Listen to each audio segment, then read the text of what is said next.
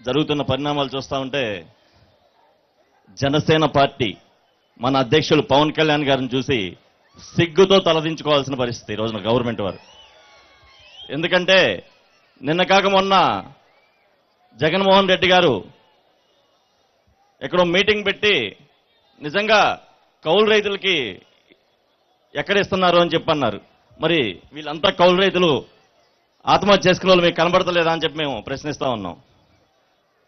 నిజంగా ఈ రోజున ఎంత బాధ్యతారాహిత్యంగా ప్రవర్తిస్తా ఉందంటే గవర్నమెంట్, మన నాయకుడు ఒకటే చెప్తా ఉన్నారు, మనం అధికారంలోకి వచ్చేదాకా కాదు, ఇప్పుడు మనం ప్రజలకు ఏం చేయాలి అనే ఉద్దేశంతో ఆ రోజున కౌలు రైతు ఆత్మహత్యలు చూసి చలించిపోయి ఇప్పుడు మనం ఏం చేస్తామని చెప్పి దాదాపుగా ఈ జగన్మోహన్ రెడ్డి గారి గవర్నమెంట్ వచ్చిన తర్వాత ఈ 3 సంవత్సరాల్లో 3,000 మంది చనిపోతే ఆత్మహత్య చేసుకొని ఏ ఒక్కరికి కూడా ఈ గవర్నమెంట్ వారు ఎటువంటి లబ్ధి కనీసం పరామర్శించే పరిస్థితి లేదు.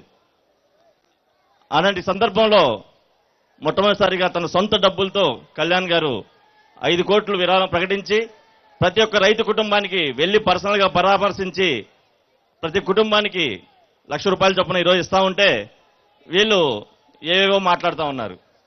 ఇది నిజంగా చాలా దురదృష్టకరం. అలాగే నిన్న చీరాల పక్కన చీరాల్లో చేనేత కార్మికులు పరిస్థితి చూస్తూ ఉంటే నిన్న నిజంగా ఆంధ్ర రాష్ట్రంలో రైతుల తర్వాత చేనేతలు కూడా ముఖ్యమైన స్థానం. వాళ్ళు కూడా ఈ రోజున రైతుల తర్వాత చేనేతలు కూడా ఆత్మహత్యలు చేసుకునే పరిస్థితి. నిజంగా మరి భగవంతుడు అనేవాడు ఈ 5 సంవత్సరాలు మిమ్మల్ని పరిపాలించమని గవర్నమెంట్ ఇస్తే మీ ఇష్టానుసారంగా మీ ఆస్తులు సంపదలు మీ యొక్క పరపతిని పెంచుకోవడానికే ప్రయత్నిస్తారు కానీ ప్రజలకి ఉపాధి అలాగే ఒక డెవలప్మెంట్ ఏమీ లేకుండా ఈ రోజున నిజంగా వాళ్ళని సంక్షేమ పథకాలే ముఖ్యంగా చేయాలి అని చెప్పి చేస్తా ఉన్నారు. నిజంగా మేము దానికి కూడా మొన్నే పవన్ కళ్యాణ్ గారు ఆయన మనోగతం బుక్ ఒకటి పంపించారు. చాలా మంది చదివే ఉంటారు మన జన సైనికులంతా కూడా. అది ఆ యొక్క మనోగతం బుక్ చదివితే మన పవన్ కళ్యాణ్ గారు ముఖ్యమంత్రి అయిపోయినట్టే. దయచేసి దేనికంటే సంక్షేమం అభివృద్ధి సంపాదనలో ఉండాలి అని చెప్పి కళ్యాణ్ గారు చెప్తా ఉన్నారు. అంతేగాని అభివృద్ధిని మర్చిపోయి మీరు సంక్షేమం మాత్రమే చేస్తూ ఉంటే ఈ రోజున ఇంకా ప్రజలంతా కూడా యాచించే స్థాయికి వస్తారు.